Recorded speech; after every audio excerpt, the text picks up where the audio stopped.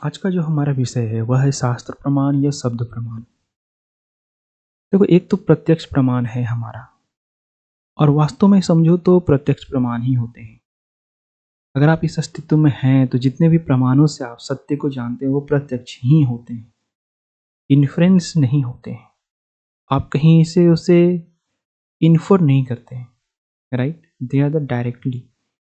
अब ये है कि आप कितने सजग होकर के, कितने चेतनमय होकर के उन प्रमाणों को, उन प्रत्यक्षों को देखते हो, है ना? कितने जाग करके तुम उन प्रत्यक्षों को देखते हो, जो तुम्हारे समक्ष है उसको तुम कितने जाग के देखते हो। देखने का मतलब सिर्फ आंखें नहीं होती, ये तो हमारी बाह्य इंद्रियां हैं, आंख, नाक, कान, जीवा, त्वचा, है ना? इनके अपने अपने विषय हैं, लेकिन इन सब को जोड़ने वाला कोई तो है, और वह है हमारा मन, जिसे आंतरिक इंद्रियां भी कहते हैं, राइट? अब मन का अस्तित्व है या नहीं, इसके विषय में बहुत सारे भ्रम हैं, लेकिन बिल्कुल होंगे। जैसे आँखों का भी स्रोत है भोजन, है ना? हमारे शरीर में जो ऊर्जा है वो आँखों का भी स्रोत, नाकों का भी, जीवाओं का, त्वचाओं का, शरीर के जितने अंग हैं उसका स्रोत है। उसी प्रकार जिसे हम ज्ञान कहते हैं या समझ कहते हैं, उसका भी कोई ना कोई तो स्रोत होगा, और वह स्रोत है हमारा मन। जितने भी विचार हमारे मन पे आते हैं, वैसा ही हमारा जीवन, वैसा ही हमारा दृष्टिकोण, वैसे ही हमारे व्यवहार होते हैं। तो मन में जो चीज़ें आती हैं वह विचार, थॉट्स। और अगर आप सोचोगे ना, तो आपके आसपास की जो पूरी दुनिया बनी है वो आपके विचारों से ही। और विचार को कौन अस्तित्व में लाता है? प्रमाण। लेकिन एक जो है ना बहुत बड़ा षड्यंत्र है शास्त्र प्रमाण का। व्यक्ति जो जीवित है, जो अपने नेत्रों से, जिह्वाओं से, त्वचाओं से, इन सब से, और अपने मन से, राइट, और उन सब से को जो कनेक्ट करने वाली विवेक है, बुद्धि है, उनसे अगर चीज़ों को समझ रहा है, जान रहा है प्रत्यक्ष, तो वही उसके जीवन का सत्य होने वाला है। ठीक है? तो फिर शास्त्रों के प्रमाण की क्या आवश्यकता? देखो, एक तो होता है कि आप नॉलेज को कलेक्ट कर रहे हो, लेकिन पदार्थ के नॉलेजेस को कलेक्ट किया जा सकता है, लेकिन मन, मन कोई पदार्थ नहीं है। उस अर्थों में तो बिल्कुल पदार्थ नहीं जिसको आप देख सको, एनालिसिस कर सको। मतलब आपके मन का एनालिसिस कोई इंडिविजुअल नहीं कर सकता उस प्रकार से, जिस प्रकार से आप स्वयं कर सकते हो, राइट? इट इज़ समथिंग, कर सकते हो जिसको अगर हम चेतना भी कह रहे हैं, तो वास्तविक इन सब के पीछे जो चेतना है, वो वास्तव में मन ही है, या मन की शून्यता। जिसे मैं चेतना कह रहा हूँ, समझना, वो मन की शून्यता है। विचारों की शून्यता में जो रहता है वही हमारी चेतना है। ठीक? उसके परे मनुष्य जान भी नहीं सकता, क्योंकि वो जो कुछ जानता है वो मन, बुद्धि, इंद्रिय जो है अपनी, बाह्य इंद्रिय और आंतरिक इंद्रियां जो मन है, उससे ही समझ सकता है, जान सकता है। ठीक? इंद्रियां हो गई, मन हो गया, और बुद्धि हो गई। बस ये जो तीन है ना, यही है आयाम इस शरीर के। इसके परे जो कुछ भी है उसे हम नहीं जान सकते, नहीं समझ सकते। लेकिन नहीं जान सकते, नहीं समझ सकते, तो इसका अर्थ ये नहीं है कि आप उसे किसी भी चीज़ का नाम दे दो। यही तो कमजोरी है मनुष्य की, और समाज इसी का तो फ़ायदा उठाता है। ये जो अस्तित्व की ये कमजोरी है कि वो अस्तित्व से बाहर की चीज़ों को नहीं सोच सकता, क्योंकि सोचना हमारा इस अस्तित्व का होता है। तो फिर वो शास्त्र प्रमाण की बात करते हैं। भारत में तो शास्त्र प्रमाण बिल्कुल एक प्रकार से षड्यंत्र ही है। आपने अगर किसी सत्य को जाना, आप उसके स्वप्रमाण हो, अपने लिए ही स्वप्रमाण हो, तो वो कहेंगे ये कहाँ लिखा है, ये कहाँ लिखा है। और आप देखोगे ना, कहीं कुछ लिखा है तो कहीं कुछ और लिख दिया गया है। अगर कहीं पे कहा गया कि सेब खाना अच्छा है, तो कहीं पे कह देंगे सेब नहीं खाना अच्छा है। ठीक है? ऐसे ग्रंथ हैं, जितने भी आप देखोगे, भारतीय दर्शन के जो ग्रंथ हैं, कोई किसी चीज़ का समर्थन करता है, कोई किसी चीज़ का विरोध करता है। तो अब इसमें आप क्या करोगे? जैसे आप देखो सांख्य दर्शन में जो एक कंक्लूजन है कि नहीं, जब कोई मुक्त हो जाता है तो आनंद की स्थिति में नहीं रहता है। वहीं और दूसरे दर्शन है जो कहते हैं कि नहीं, हमारा यह स्वरूप आनंदमय है ना? लेकिन अब कोई दर्शन कहता है कि नहीं, जो आनंद है वो हम स्वयं बनाते हैं। जब हम जान जाते हैं कि सुख-दुःख दोनों हमारे मन की स्थिति है, तो हम अपने से सुख की स्थिति को बना लेते हैं, वही हमारा आनंद है, क्योंकि हम स्व उसे क्रिएट कर रहे हैं, कभी भी क्रिएट कर सकते हैं, तो आनंद है। तो अलग-अलग विचारधाराएँ सब कुछ है। और शास्त्रों को प्रमाण मानने जाओगे ना तो तुम्हारा जीवन नरकीय हो जाएगा।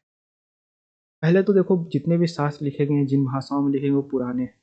तुम उसका ट्रांसलेशन लेकर के आओगे तो कहोगे नहीं इनका ट्रांसलेशन तो गलत है, हमारा वाला ट्रांसलेशन सही है। तो अपने मन मुताबिक वो कर लेंगे शास्त्रों को। तो शास्त्र कभी प्रमाण रहे ही नहीं है, शास्त्र षड्यंत्र का हिस्सा रहे हैं भारत में। इसलिए कभी शास्त्रों के प्रमाण पे नहीं जाना, इस ग्रंथ में ये लिखा है, उस शास्त्र में वो लिखा है, पौरुष ग्रंथ में ये लिखा है, आसमानी किताब में ये लिखा है, मुखविंद किताब में ये लिखा है ना? तो इन सब प्रमाणों को आप समझो कि ये व्यर्थ है। आपको स्व प्रमाणित होना पड़ेगा और स्व प्रमाणित होने के लिए आपको अपनी यात्रा स्वयं करनी पड़ेगी। आप ऐसा नहीं कर सकते कि मैं अपनी यात्रा ना करके शास्त्रों से चीज़ों को समझ लूँ और वही मेरा जीवन का सत्य होगा। ऐसा नहीं हो सकता, कभी नहीं हो सकता। दूसरे का सत्य आपका सत्य कभी नहीं हो सकता। बस इतना ही बोला जा सकता है कि आप अपनी यात्रा स्वयं करो, ईमानदारी से करो, है ना? ये जो एट्रीब्यूट्स हैं, ऑनेस्टी, राइट? जो ईमानदारी जो एट्रीब्यूट है, that is the highest virtue, highest morality. आप सबसे ज़्यादा मोरल काम जो कर सकते हैं वो कर सकते हैं ईमानदार होना, और वो भी खुद के प्रति, खुद से प्रेम करना। पोथी पढ़ने से नहीं होगा। ये कबीर ऐसे ही नहीं बोलते, पोथी पढ़ पढ़ जग मुआ, पंडित भयानक कोई, ढाई सौ प्रेम के पढ़े सो पंडित हो। यानी कि जो पांडित्य है वो अहंकार शास्त्रों से आने वाले लोगों में जो अगर आ जाता है, जिसको इंटेलिजेंट मेरिट बोलते हैं, वो एक्चुअली अहंकार है ना? वो झूठा पांडित्य है। अगर वास्तव में किसी के अंदर पांडित्य है तो वो प्रेम होगा। प्रेम की शुरुआत कहाँ से होगी? अगर आपके पास प्रेम है, आप खुद से प्रेम करते ही नहीं तो आप जगत को प्रेम कहाँ से दे पाओगे? किसी को प्रेम कहाँ से दे पाओगे? तो स्वयं से प्रेम करो।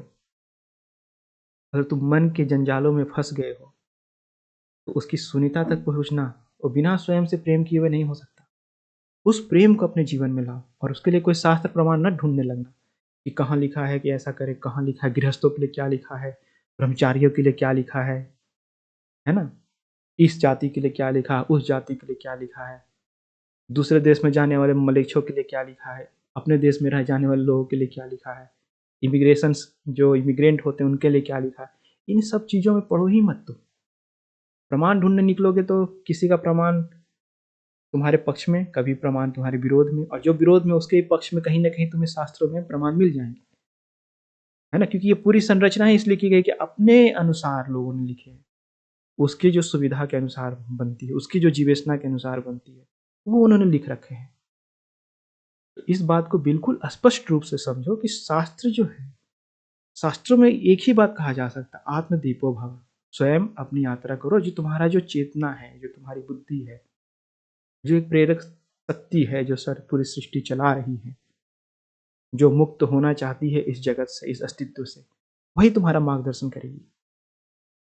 क्योंकि वो अगर चेतना शक्ति, वो अगर तृष्णा से परे कोई शून्यता है जहाँ शांति है, अभाव में जहाँ शांति है ना? अगर ऐसा कोई स्थिति है तो उस स्थिति तक तुम्हें स्वयं पहुंचना पड़ेगा, मेरे पहुंच जाने से नहीं होगा। मैंने अगर अपने विचार को शांत करके उस शून्यता में हर विचारों को छोड़ करके शून्य में मान लो मैंने अनुभूति की, तो वो मेरा अनुभव है।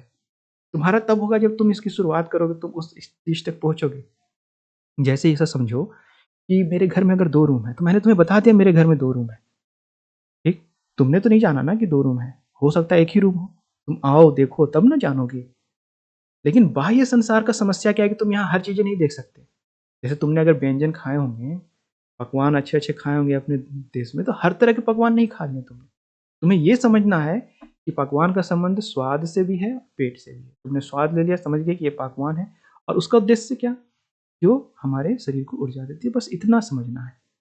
और तुम पकवान का अगर उद्देश्य समझ जाओगे, उसके मूल को समझ जाओगे, तो फिर तुम सीमित रखोगे। अलग-अलग स्वादों में नहीं पड़ोगे, और तुम सभी चीज़ों का स्वाद ले भी नहीं सकते संसार में जितनी चीज़, है ना? बच्चे मिट्टी का स्वाद लेते हैं, बालू का कोई स्वाद ले रहा है। अब कितने प्रकार की मिट्टी हैं जो बच्चे खाए होंगे। एक बच्चा तो सारी पृथ्वी की मिट्टी की तो खा करके चख के नहीं देख सकता ना। ये सारे तरह के व्यंजन को चख के तो नहीं देख सकता ना कोई भी। वैसे ही प्रकार तुम्हें अपनी यात्रा अपनी समझ तक जाना है, दूसरों की मत समझने निकल जाना। यहाँ पे तुम देखो तो बहुत सारे जीव जंतु हैं, करोड़ों जीव जंतु हैं। सबको तुम समझने निकलोगे तो नहीं समझ सकते। इस लोक में है, हो सकता है दूसरे ग्रह पे भी हो, अलग अलग प्रकार के निर्जीव जीव, तो सबको समझने नहीं निकल सकते तुम, और वो गलत दिशा है।